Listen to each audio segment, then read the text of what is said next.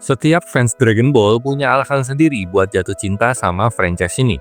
Ada yang suka karena pertarungannya, ada yang nostalgia sama petualangannya, dan gak sedikit yang suka humornya. Makanya, debat soal seri mana yang paling kuat di franchise ini nggak ada habisnya. Nah, sekarang kita kedatangan seri baru, yaitu Dragon Ball Daima. Dan jujur aja, ini bisa dibilang surat cinta buat semua yang bikin Dragon Ball spesial.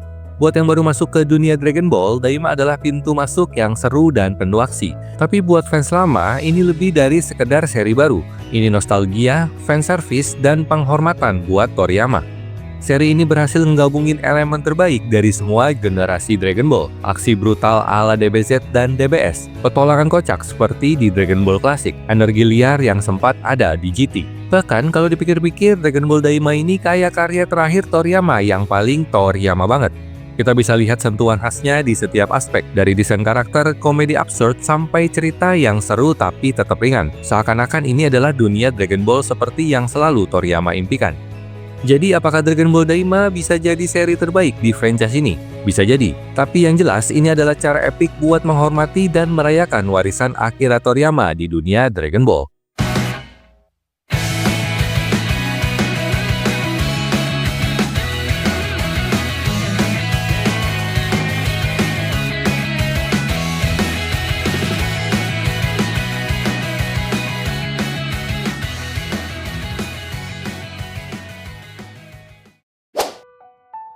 Kita semua tahu kalau Dragon Ball adalah karya terbesar Akira Toriyama. Tapi sebelum itu ada Dr. Slump, manga kocak yang selalu punya tempat spesial di hati Toriyama.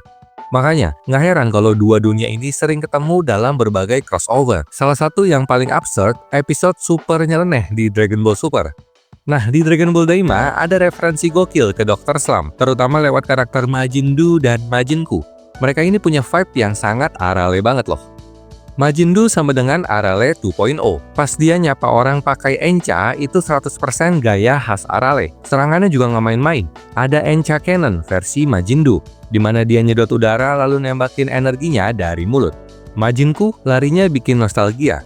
Cara dia lari sambil ngelebarin tangan dan bikin debu di belakang, persis kayak Arale pas lagi ngebut. Bisa dibilang ini bukan cuma referensi biasa, tapi semacam tribut buat karya pertama yang ngebentuk gaya storytelling Toriyama. Jadi buat yang udah lama jadi fans Dr. Slump pasti senyum-senyum sendiri lihat detail-detail kecil ini di Daima. Vegeta dan Bulma selalu jadi pasangan yang menarik di Dragon Ball. Dari awal yang kelihatan gak mungkin sampai sekarang jadi salah satu pasangan paling solid, bahkan lebih sehat dibandingkan Goku dan Chi-Chi. Dragon Ball Super sering banget memanfaatkan mereka buat momen-momen komedi, dan Dragon Ball Daima gak mau ketinggalan. Salah satu adegan paling kocak di Daima terjadi saat pertarungan klimaks melawan Goma. Vegeta yang sudah mencapai Super Saiyan 3 bertarung habis-habisan, tapi jelas dia mulai kelelahan. Sementara itu, Goku udah siap untuk menggantikannya. Namun seperti biasa, Vegeta masih keras kepala dan menolak mundur. Disinilah Bulma turun tangan dengan cara yang nggak disangka-sangka. Dengan nada santai tapi tegas, dia mengancam, "Kalau kamu nggak keluar dari pertarungan sekarang juga, aku nggak bakal mau mandi bareng kamu lagi." Dan seketika tanpa berpikir panjang, Vegeta langsung mundur dari pertarungan dan kembali ke sisi Bulma. Bukan kekuatan musuh yang bikin Vegeta menyerah, tapi ancaman dari istrinya sendiri. Adegan ini jadi salah satu contoh bagaimana Dragon Ball Daima tetap menyelipkan humor khas Toriyama di tengah pertarungan serius. Selain momen ini, masih banyak interaksi kecil lainnya yang menunjukkan hubungan unik antara Vegeta dan Bulma. Kayaknya Toriyama benar-benar menikmati menulis dinamika mereka ya. Vegeta selalu jadi salah satu karakter paling ikonik di Dragon Ball. Dari awal sebagai musuh Goku sampai sekarang jadi salah satu pejuang terkuat di semesta. Dia nggak pernah berhenti mencari cara buat melampaui Kakarot. Dragon Ball Super dan Dragon Ball GT udah ngasih dia berbagai transformasi keren, dari Super Saiyan God, Super Saiyan Blue, sampai Super Saiyan 4. Tapi ada satu hal yang selalu bikin fans penasaran, kenapa Vegeta nggak pernah mencapai Super Saiyan 3? Transformasi Super Saiyan 3 sendiri populer banget di berbagai game Dragon Ball, dan nggak sedikit yang pengen lihat Vegeta dengan rambut panjang khas Super Saiyan 3. Makanya, waktu akhirnya Akira Toriyama ngasih Vegeta kesempatan buat mencapai level ini di Dragon Ball Daima, rasanya seperti mimpi jadi kenyataan. Tapi tentu aja, karena ini Vegeta, dia nggak mau begitu aja mengikuti standar yang udah ada. Alih-alih menyebutkan Super Saiyan 3, Vegeta dengan penuh kebanggaan malah menamakan transformasi ini Ultra Vegeta 1. Ini bener-bener Vegeta banget, mirip kayak pas dia pertama kali berubah jadi Super Vegeta di Cell Saga, dimana dia lebih fokus sama keunggulannya sendiri dibandingkan aturan yang udah ada.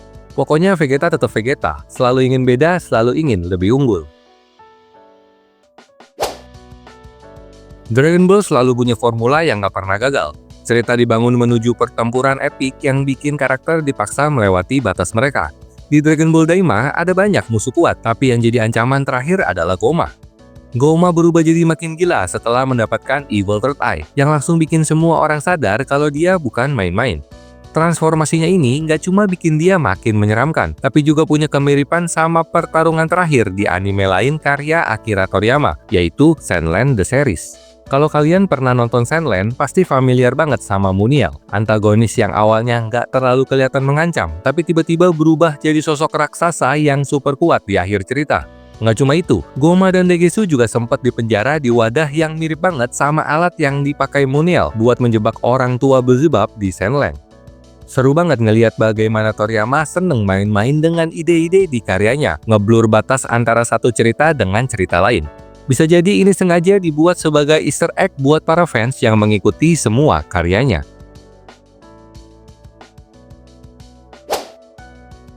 Akira Toriyama selalu punya cara unik dalam memainkan lore di Dragon Ball. Di satu sisi, ada kesinambungan yang keren dalam franchise ini. Tapi di sisi lain, aturan bisa berubah kapan aja kalau Toriyama merasa ingin membawa ceritanya ke arah yang lebih menarik. Fleksibilitas ini justru jadi salah satu daya tarik utama Dragon Ball. Tapi yang paling seru, momen ketika Toriyama tiba-tiba ngedrop fakta mengejutkan tentang asal-usul Saiyan, atau latar belakang karakter yang bikin fans terdiam sejenak sambil mikir, loh kok bisa gitu? Nah, Dragon Ball Daima penuh banget dengan kejutan kayak gini. Salah satu yang paling mencengangkan adalah fakta bahwa Namekian dan Supreme Kai ternyata berasal dari dunia iblis. Yap, selama ini kita selalu menganggap Supreme Kai sebagai makhluk surgawi yang sakral, tapi di Daima terungkap kalau mereka sebenarnya berasal dari ras Glin yang terlahir dari tanaman. Bahkan ada juga pengungkapan soal Raimus, seorang super majin yang ternyata adalah pencipta multiverse, yang otomatis ngeguncang beberapa detail penting di Dragon Ball Super. Intinya, di tangan Toriyama nggak ada yang sakral. Lore bisa berubah kapan aja kalau memang bisa bikin cerita lebih seru. Dan jujur aja, itulah yang bikin Dragon Ball selalu terasa fresh dan nggak bisa ditebak.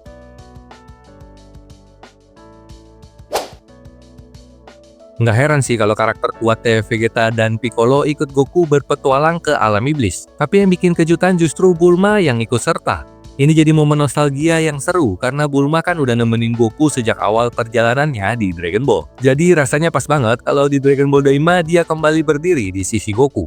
Nah, selama di alam iblis, Goku nemuin makhluk unik bernama Medibugs, serangga ajaib dengan berbagai efek transformasi. Awalnya, penonton pasti ngira kalau Goku bakal pakai Join Bugs yang efeknya mirip fusion. Tapi ternyata yang lebih menarik perhatian justru Bugs, serangga yang bisa bikin kulit awet muda.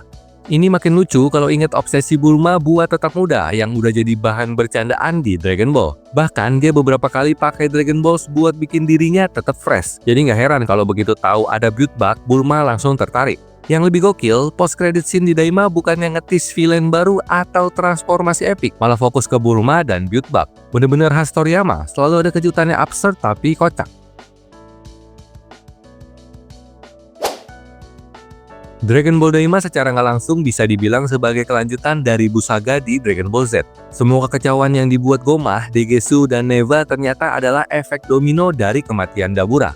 Hubungan ke Busaga ini nggak cuma sekedar tempelan, tapi juga ngasih pengembangan karakter yang menarik buat Dabura. Yang lebih mind-blowing lagi, Daima ngungkap kalau Dr. Arinsu sebenarnya kabur ke bumi pas peristiwa Busaga. Dan gak cuma itu, dia juga berhasil ngumpulin fragmen tubuh Majin Buu setelah ledakannya. Nah, dengan pecahan Buu ini plus bibit Saibamen, Arinsu menciptakan minion setianya, Majinku dan Majindu. Bayangin, kita selalu mikir kalau cerita Buu udah selesai, tapi ternyata sisa-sisa kekuatannya malah jadi bahan eksperimen gila. Ini khas Dragon Ball banget, dimana kejadian penting di masa lalu tiba-tiba dikasih plot twist baru.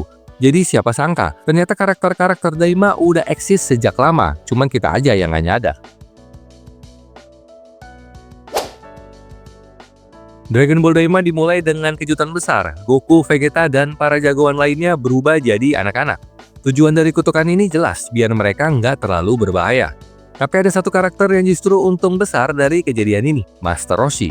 Berbeda dari yang lain, Roshi yang udah tua malah balik ke masa jayanya, dan bukannya panik atau pengen buru-buru balik ke wujud aslinya, dia justru santai menikmati hukuman ajaib ini. Momen-momen yang fokus ke Roshi emang gak banyak, tapi tiap kali muncul dijamin bikin ngakak dan 100% sesuai dengan karakternya sejak dulu. Toriyama kelihatan banget bersenang-senang dengan sisi usil Roshi yang kocak, terutama dalam urusan yang ya kalian pasti tahu sendiri. Bahkan ada satu adegan di end credits yang ngeliatin ekspresi kecewa Roshi pas balik jadi kakek-kakek lagi. Kasian tapi ya gimana lagi, Pak Tua.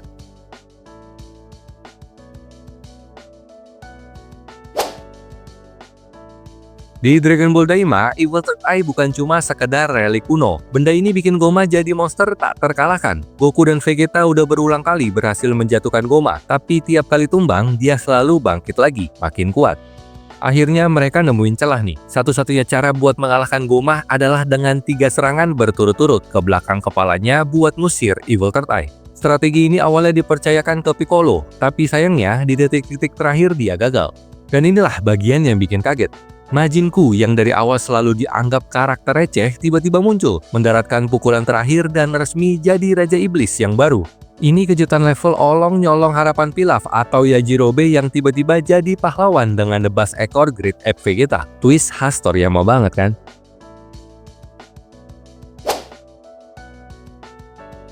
Banyak banget kemiripan antara Dragon Ball Daima dan Dragon Ball GT. Sampai-sampai ada yang bilang kalau Daima itu kayak versi GT yang dibuat ulang tapi resmi masuk canon. Dan ya, memang banyak elemen yang kayak nostalgia buat fans lama. Tapi kejutan terbesar adalah Super Saiyan 4 akhirnya resmi jadi canon.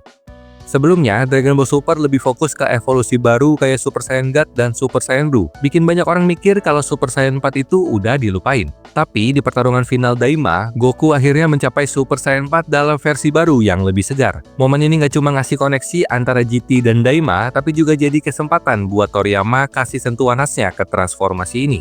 Yang lebih gokil lagi, Goku dengan santainya ngaku kalau dia sebenarnya udah nyaris mencapai Super Saiyan 4 sejak latihan setelah Kid Buu kalah. Tapi baru sekarang bisa benar-benar memunculkannya.